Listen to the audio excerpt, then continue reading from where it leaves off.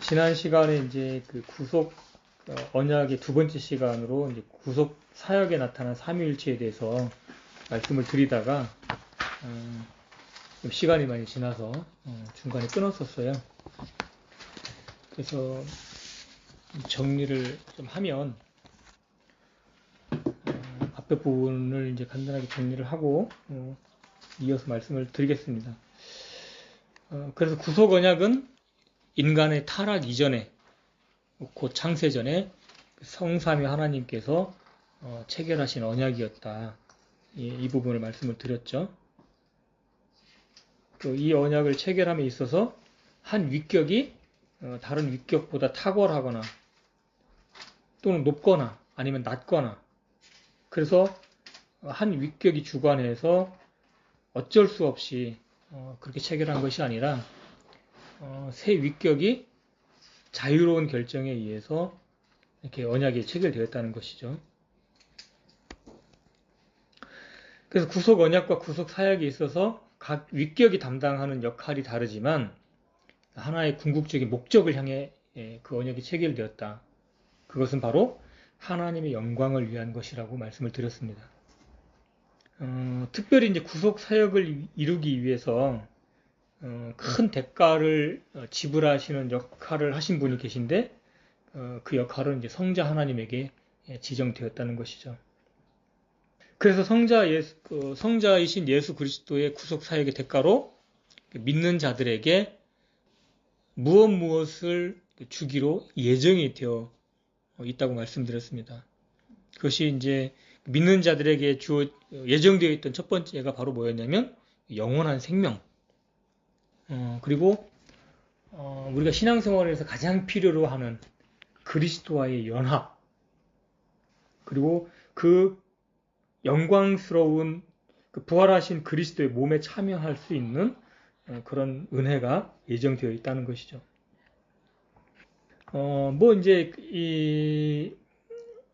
이 구속 언약을 통해서 믿는 신자들에게 주어지는 것들은 이것 말고도 굉장히 많습니다.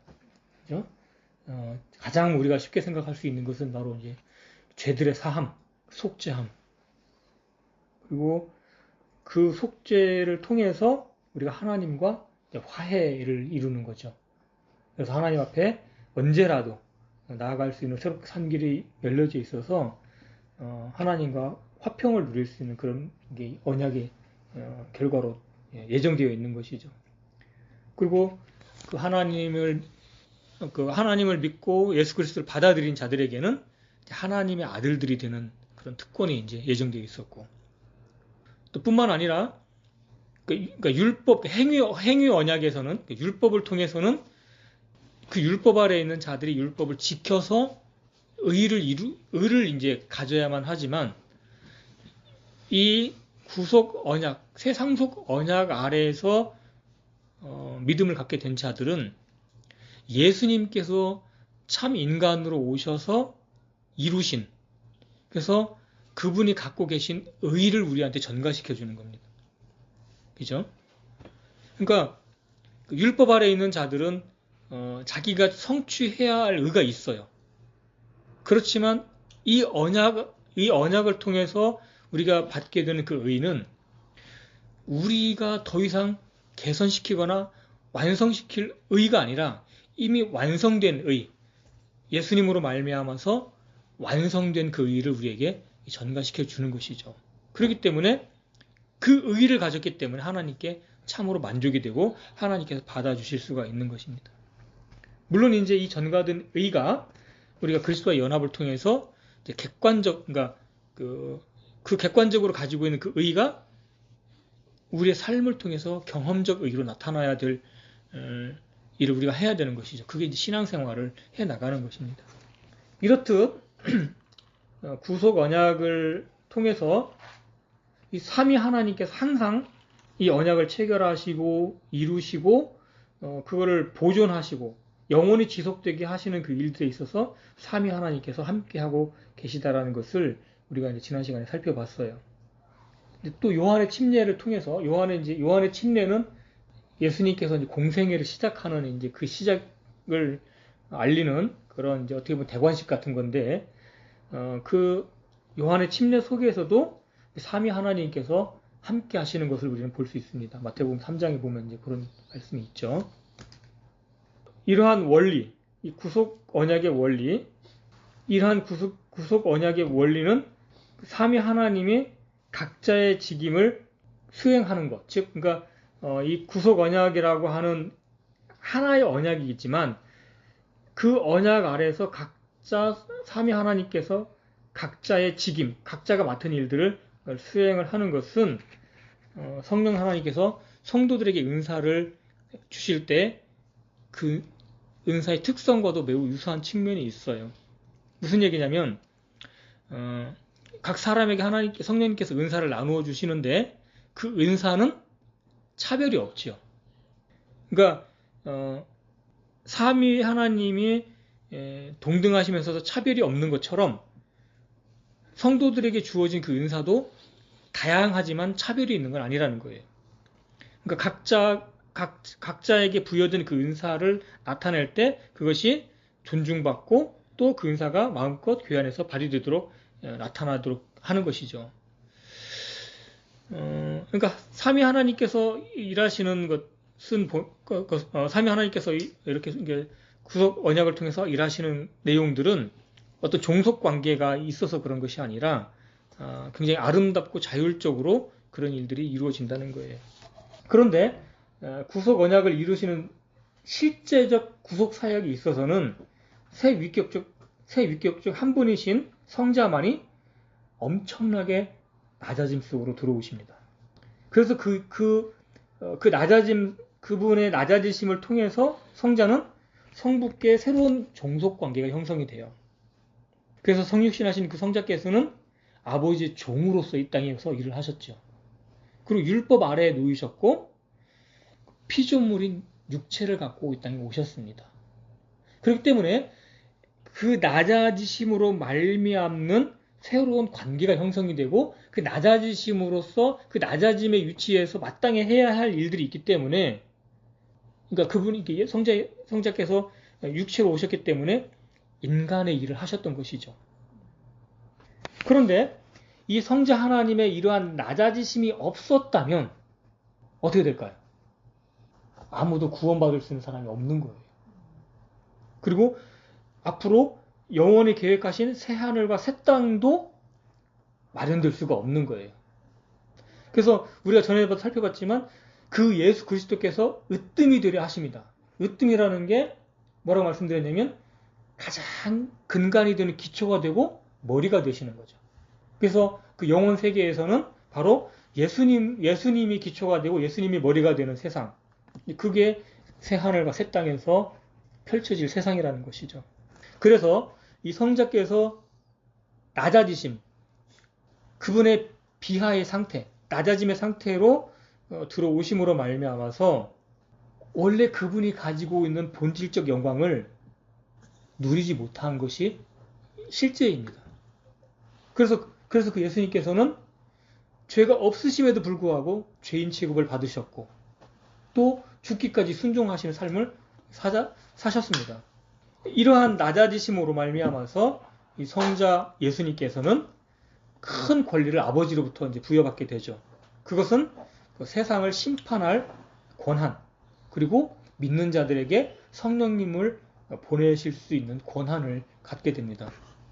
인간의 삶을 사신 분으로서 그분은 가장 불공평한 재판을 받으셨죠. 인간의 약함을 몸소 체험하셨어요. 그죠? 그래서 예수님께서 행로에 지치셨고, 특히 수가성에서는 목마르시고 피곤하셔가지고 수가성에서 이렇게 이제 앉으셨습니다. 때로는 배 위에서 주무시기도 하셨어요. 이러한 낮아지심을 통해서 그분은 인간으로서의 삶을 사셨던 것이죠. 근데 이 인간으로서 사셨던 그 삶이 우리에게는 어마어마한 위로가 됩니다. 어마어마한 축복이 되는 통로가 또 됩니다. 그렇죠? 그래서 그분께서 대제사장으로서 이를 완벽하게 수행하실 수 있는 그러한 자격을 갖게 되신 것이죠. 어쨌거나 예수님께서 이러한 인간의 삶을 사셨기 때문에 그 누구보다도 인간을 가장 공의롭게, 가장 정의롭게, 가장 공평하게 심판하실 수 있는 것이죠. 그래서 아버지께서 직접 심판하지 아니하시고 아들 예수님께서 이 세상을 심판하시는 거예요. 또한 예수님은 하나님으로서가 아니라 이제는 인자로서, 곧 사람의 아들로서 영광과 존귀로 관을 쓰셨습니다. 히브리서에 보면 이런 말씀이 있죠. 그 예수님은 성육신 하시기 전에 이미 영광과 존귀로 관을 쓰고 계신 분이에요. 그러나 지금 하나님 보좌 우편에서 대제사장으로서 사람이시면서 하나님이신 분으로 영광과 존귀로 관을 쓰고 계신 것은 그분께서 참 인간의 삶을 완전하게 사셨고 또 죽기까지 복종하신 그 복종의 삶을 통해서 얻으신 영광과 존귀라는 것이죠. 그래서 이 예수님은 전에는 한 번도 되어보지 못했던 것을 인간이 되셔서 무엇이 되신 게 많습니다. 그죠? 그분은 인성을 입으셔서 사람으로서 의롭게 되셨죠. 그죠? 왜냐하면 그 인간의 삶을 통해서 그분의 의가 증명이 됐어요. 그러니까 의를 가지고 있다는 것은 시련을 겪고 고난을 겪고 유혹을 견뎠을 때 생기는 것이 의입니다. 그래서 의롭게 되셨고 또 그 예수님을 믿는 자들에게 의를 주시는 분이에요. 그분의 의를 나누어 주시는 분입니다. 그리고 그분은 구원의 대장이 되셨죠. 뿐만 아니라 이러한 것들에 앞서서 그분은 속죄 헌물이 되셨어요. 그죠? 또 우리의 죄를 대신 짊어지시기 위해서 그분은 죄가 되시기도 하셨습니다. 그리고 이 땅에 오셔서 그분은 대언자가 되셨죠. 그분은 누군가를 대신해서 말씀을 선포하거나 그럴 뿐이 아니에요.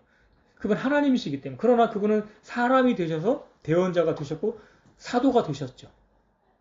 이렇듯 성자 하나님께서 육체를 가지고 낮아지신 그 일들은 어쩌면 아담이 그러한 일들을 수행했어야 될 놀라운 영광들을 실패했는데 그것을 예수님께서 이 땅에 오셔서 그 일을 성취하셔서 이제 다시 믿는 자들에게 그 영광을 돌려주시는 거예요. 사실은 우리는 아담의 영광보다도 비교할 수 없을 만큼 매우 놀라운 영광으로 관을 쓰게 되는 것이죠. 이렇게 성자 예수님께서는 자신의 구속사역을 완성하신 후에 이제는 하나님 보좌 우편으로 승천하셨습니다. 그래서 이제 성령님을 내려보내고 계신 것이죠. 이미 내려보내셨죠. 오순절날 내려오셨죠. 그리고 그 성령님은 이 땅에 내려오셔서 믿는 성도들을 그리스도를 머리로 하는 한 몸인 교회를 탄생시켰습니다. 그래서 그리스도는 생명을 주는 근원이시고 우리의 남편이십니다. 성령님은 그리스도로부터 그리스도를 위하여 신자들에게 주어지는 선물입니다. 그죠? 믿는 자들에게 주어지는 가장 큰 선물이 뭐예요? 사실은 영생도 아니고 죄사함도 아니고 가장 큰 선물은 바로 뭐냐면 성령님이에요.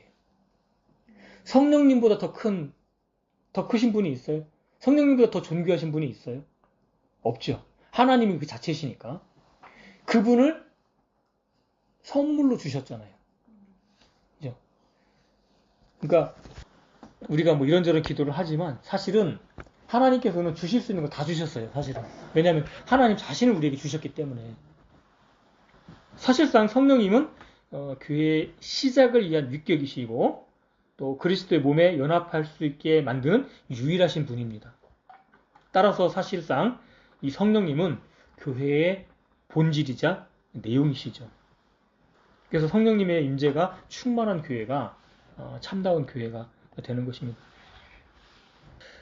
삼위 하나님 간에 체결된 이 구속 언약을 성자 하나님께서 성육신하셔서 성취하신 것을 우리 인간에게 적용할 때 그것을 우리는 이제 은혜의 언약이다, 새 상속 언약이다 이렇게 부릅니다. 그죠? 구속 언약이라는 것은 영원전에 체결된 언약이지만 그것이 신약 성도들에게 적용되는 내용은 새 상속 언약이라는 것이죠. 그렇게 부르는 거죠. 그래서 이 구속 언약은 전에도 말씀드렸듯이 역사 가운데에서 시대마다 조금씩 다르게 갱신되어 왔어요. 아담, 노아, 아브라함, 모세, 다윗, 예레미야 등등 구약의 역사를 통해서 그 언약이 조금씩 갱신되어 왔어요. 갱신이라고 하는 것은 기존 것을 파기하고 무엇인가를 새롭게 만드는 것이 아니라 기존 것을 유지하면서 다시 확인하고 그 효과가 지속되도록 인증하는 과정인 것이죠. 그러나 각 시대마다 갱신하는 그 언약의 내용은 조금씩 시대마다 달랐죠. 그렇기 때문에 그러한 구속 언약이 갱신되는 내용에 따라서 시대마다 다른 특색들이 있었기 때문에 우리는 그걸 뭐라고 불러요? 세대주의다 이렇게 부르는 거죠. 그렇죠? 그래서 언약의 내용은 시대에 살았던 인간들의 반응에 따라서 그리고 미래지향적 목표를 담아서 그 내용이 조금씩 갱신되어 왔던 것입니다. 그렇기 때문에 구약에 나타난 그런 언약들은 시대 속에서 구속 언약이 연속되어 전개되는 과정 속에서 나타난 특성들이라고 우리는 이해를 해야 되는 것입니다. 어떤 사람들은 하나님을 오해해서 왜 하나님께서 약속을 따르게 만들어 인간들하고 약속을 해왔냐? 하나님께서 전지전능하신 분이라면 어떻게 그 내용을 바꿔 왔느냐라고 주장할지는 모르겠지만 그거는 성경에 흐르는 그 언약의 내용을 이해하지 못했기 때문에 그런 현상들이 있는 것이죠. 우리는 창세기 3장을 통해서 하나님께서 인류를 어떻게 다루실지에 대한 부분을 개관을 보여주셨어요. 그걸 전체적인 그림을 보여주면서 시대마다 조금씩 다른 언약들이 나타났던 것이죠. 창세기 3장은 거의 인류 6천년, 7천년 역사를 관통해서 아담에게 보여주신 약속이에요. 여자의 후손과 그 뱀의 후손에 대한 언약, 또 여자의 후손이 승리할 거에 대한 약속, 이런 것들을 통해서 마치 어떤 것과 같으냐면 스케치를 그려서 전체적인 그림을 보여주는 것처럼 그렇게 보여주고 있는 것이죠. 그래서 그 창세기 3장을 멀리서 바라보면 내용이 러프하지만 가까이 들여다보면 굉장히 많은 내용들이 담겨져 있습니다. 마치 어떤 것 같으냐면 우리가 어렸을 때 창문이 창호지가 있어요. 그 창호지에 침을 발라가지고 밖에 손님이 오셨나 뭐가 일어났나 창문 구멍을 뚫어가지고 눈을 가까이 딱 대고 보면 멀리서 보였을 때는 구멍만 보였던 것이 눈을 가까이 대고 보면 바깥 세상을 환하게 볼 수 있는 것처럼 창세기 3장이 그렇게 우리에게 보여주고 있는 것이죠. 신약의 새 상속 언약은 영원 속에서 있었던 구속 언약이 시간 속에서 구체화된 사건입니다. 그렇죠? 이 새 상속 언약은 두 가지 측면으로 볼 수 있는데 하나는 우리가 이제 자주 말하는 이제 우주적인 교회, 비가시적인 교회의 측면이 있고 또 하나는 성도들 개개인의 차원에서의 관계로 맺어지는 언약이 있습니다. 즉 성부 하나님과 성자 하나님의 관점에서 바라보면 이 구속 언약을 통해서 성부 하나님은 누구를 주고 싶어 하시냐면 신부를 주고 싶으신 거예요. 성자 하나님에게. 그 신부는 하나의 몸이지만 수많은 유기체들이 들어있는 집합체가 되는 것이죠. 그러나 우리 개개인의 입장에서 보면 어떻습니까? 우리는 성령님을 통해서 그 그리스도의 몸에 개인적으로 참여하는 매우 미시적인 측면이 있는 거예요. 두 가지 측면이 있는 것이죠. 그렇기 때문에 성도인 우리는 이 새 상속 언약을 통해서 개별적으로는 그리스도를 소유할 뿐만 아니라 입체적으로, 교회적으로는 그리스도를 함께 공유하는 것입니다. 우리 아까 조영진님께서 말씀하셨던 것처럼 단체적인 측면과 개인적인 측면을 우리는 둘 다 볼 수 있는 것이죠. 그런데 이 구속 언약의 효과는 어떻습니까? 창세전에 삼위 하나님께서 체결하셨던 이 구속 언약이 역사 가운데에 성자께서 내려오셔서 실제로 피를 흘리시고 죽기까지 복종하신 그 공로를 통해서 그 언약이 확실하고 너무나 명백하게 이루어질 것인데 그 효력은 누구에게만 미칩니까? 믿는 자에게만 미친다는 거예요. 그 구속 언약의 내용이 그렇다는 겁니다. 믿는 자에게만 적용이 되는 것이죠. 즉 복음의 계시와 초청에 동의하기 전까지는 그 언약이 죄인에게 아무런 효력이 없는 것이죠. 예를 들면 한 남자가 있어요. 예를 들면 우리가 이제 동화 속에 어떤 왕자가 있다고 하는 것처럼 한 왕자가 있습니다. 그래서 어떤 여자에게 구혼을 하면서 청혼을 하면서 당신이 나와 결혼하면 나 자신을 당신에게 주겠소. 그렇게 언약을 맺죠. 그랬을 때 그 여자가 그 남자의 청혼을 받아들일 때에만 그 남자가 주어지는 거잖아요. 거절하게 되면 아무리 왕자님이라 하더라도 그것이 나에게 어떠한 구속력을 갖지는 못한다는 거예요. 그렇기 때문에 죄인의 편에서 이 구속 언약을 받아들이고 거기에 동의하고 수락을 하기 전까지는 아무런 효력이 없다는 것이죠. 근데 언약이라는 것은 반드시 당사자인 양측이 있는 거죠. 그러니까 하나님과 사람이라고 한 두 당사자가 있는 거예요. 그래서 언약을 소유한 사람들에게서는 당사자 간에 서로 주고받는 것이 있는 것이죠. 우리가 언약을 소유한다는 것은 그 언약의 거래를 우리 것으로 만든다는 것을 의미하는 것입니다. 상속 언약을 통해 성자께서는 그분께서 인간으로서 성취하신 그 의를 우리에게 주시고 우리는 그것을 믿음으로 받아들이고 우리가 전인격적으로 신부가 되겠습니다. 그래서 우리 자신을 주님께 드리는 그러한 고백이 있어야 되는 것이죠. 그래서 언약의 당사자인 우리는 마음으로 그 주님을 믿고 또 입으로 시인하는 것이 필요한 것이죠. 그래서 로마서 7장 같은 경우에는 그 언약의 관계를 결혼으로 표현을 하고 있습니다. 그죠?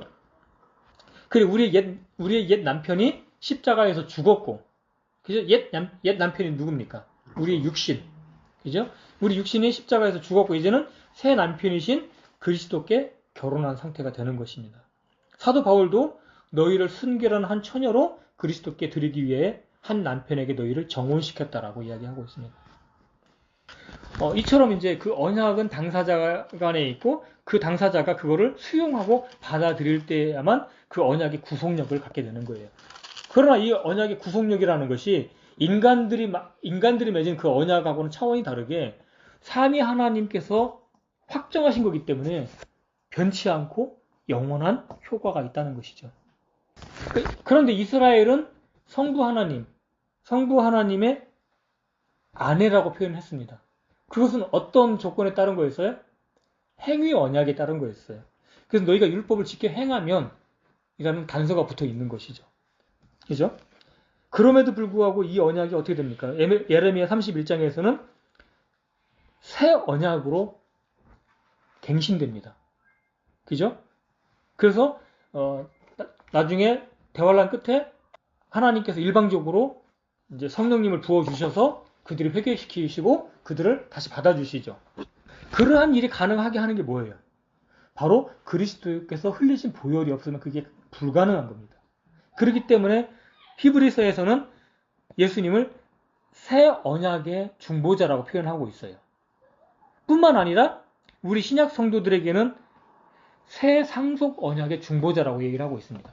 그러니까 이스라엘과 맺은 언약을 성취함에 있어서도 예수 그리스도의 보혈이 필요하고 신약 성도들에게 약속하신 그 언약을 성취하면서도 그리스도의 피가 필요한 거예요. 그래서 예수님은 이스라엘과 맺은 새 언약, 이스라엘과 맺은 건 새 약속이에요. 새 언약이에요. 뉴 카버넌트. 신약 성도들과 맺은 거는 뉴 테스타먼트. 다른 내용입니다. 내용이 달라요. 그럼에도 불구하고 두 언약의 새 언약과 새 상속 언약의 중보자는 그리스도뿐이라는 거예요. 그리스도의 몸, 이 그리스도의 몸은 현재는 비가시적인 눈으로 볼 수 없는 우주적인 교회입니다. 그래서 오순절 날 시작된 그 교회가 휴거 때까지 시간과 공간을 초월해서 시간과 공간, 시대를 초월해서 그 우주적인 교회가 완성되어 가고 있죠. 그리고 그 우주적인 교회는 천년왕국과 영원세계까지 끝없이 존속하게 될 것입니다. 현재는 그 비가시적인 교회이지만 끊임없이 우리가 이제 복음을 전해서 그 교회 안에 그 그리스도의 몸에 참여하는 자들이 지금도 늘어나고 있는 것이죠. 아직은 비가시적인 교회의 모습이 얼마나 아름다운지는 드러나진 않았어요. 우리가 이 땅에 살면서 그러한 영광스러운 교회를 이루면 참 좋겠지만 아무리 우리가 영광스러운 교회를 이룬다 하더라도 그리스도의 심판석을 통과한 아름다운 신부의 모습은 가히 상상을 할 수가 없을 것입니다. 그때 가서나 그 신부의 모습이 얼마나 아름다운지, 왜 그토록 아버지께서 성자 하나님께 그 신부를 주고자 했는지는 그때 가서나 우리는 이해를 할 수밖에 없을 거예요. 그렇기 때문에 우리가 이 땅에서 그 신부의 아름다움을 꿈꾸면서 우리가 그 지역교회를 이루면서 자라나는 것은 매우 잘하는 일이라고 생각이 듭니다. 이제 정리하겠습니다. 지금까지 살펴보았듯이 구속 언약은 특정 시점이나 사건에 국한된 것이 아니라 영원부터 영원까지 계획되었고 지금도 실현되고 있고 영원히 지속될 언약이라는 것이죠. 아, 영원히 지속되는구나. 그렇죠. 그 구속 언약은 중간에 깨져버리면 안 되잖아요. 그 우리의 미래가 불확실하잖아요. 그렇기 때문에 영원하신 그 피로 구속을 해야만 했던 것이죠. 그래서 이 구속 언약이 실패하느냐 성공하느냐는 우리 인간의 손에 달려있지 않죠. 누구에게 달려있습니까? 삼위 하나님의 신실하심에 달려있어요. 근데 그 삼위 하나님은 거짓말을 하실 수 없죠. 그죠? 그리고 전능하시죠. 무엇보다 한 번 약속하신 것은 지키시는 신실한 하나님이시잖아요. 그래서 이 구속 언약은 결코 실패할 수 없다. 그렇기 때문에 우리는 소망으로 구원을 받았다고 얘기를 하지 않습니까? 이 소망은 흔들릴 수 없는 것이기 때문에 우리는 앞으로 또 몇 번 더 이 구속 언약의 실질적인 측면을 더 공부해 나갈 것입니다. 그래서 이 구속 언약을 통해서 우리에게 가져오는 이 땅에서의 가장 놀라운 축복은 바로 뭐냐면 그리스도와의 연합을 만들어내는 거예요. 우리가 그리스도와 우리를 연합시키는 그러한 관계를 만들어낸다는 것이죠. 그래서 계속되는 성경 공부를 통해서 삼위 하나님의 사역을 이해하고 하나님의 의지와 목적을 충분히 이해해서 그것이 우리의 삶과 우리의 인격 안에 실제가 되고 연합된 삶이 무엇인지 우리가 살아낼 수 있다고 한다면 하나님께 많은 기쁨이 될 거라고 생각이 됩니다. 우리가 이 구속 언약에 동의를 한다면 우리는 주님의 피와 죽음으로 맺으신 이 언약에 동참을 한다는 것인데 그것은 바로 뭐냐면 주님의 사랑과 청혼을 받아들이는 것입니다. 청혼을 받는다는 것은 또 다른 남편을 두지 않는다는 것이죠. 주님만을 사랑하고 주님의 명령들을 순종하기로 약속하고 우리의 마음과 혼과 우리의 몸을 들여서 주님을 사랑하고 섬기기로 작정하는 것이 그 언약에 동참하는 것이죠. 주님께서는 먼저 우리를 향한 사랑이 무엇인지 보여주셨습니다. 새 상속 언약은 옛 남편을 죽음에 넘기우고 새 신랑이신 그리스도에 대해서만 연합하고 신랑을 알아가고 사랑하면서 그 가운데서 기뻐하고 즐거워하는 것이죠. 이 언약을 통해 죄와 율법의 저주에서 본질상 진노 아래에 있었던 우리를 건져내셔서 우리를 이제 신부의 위치라고 하는 한없이 높은 위치로 우리를 높여주셨습니다. 신랑인 그리스도를 향해서 이제 거룩한 삶을 살아갈 수 있는 삶을 누리게 되었다는 것이죠. 우리가 그리스도를 향하여서 거룩하게 살아가는 삶을 의무라고 생각하지 말고 우리의 특권이라고 생각을 하면 좋겠습니다. 아무나 그렇게 살 수가 없잖아요. 오직 그 그리스도와 연합된 자들만 거룩한 삶을 살 수 있는 특권이 있는 거예요. 의무라고 생각하면 짐이라고 생각이 됩니다.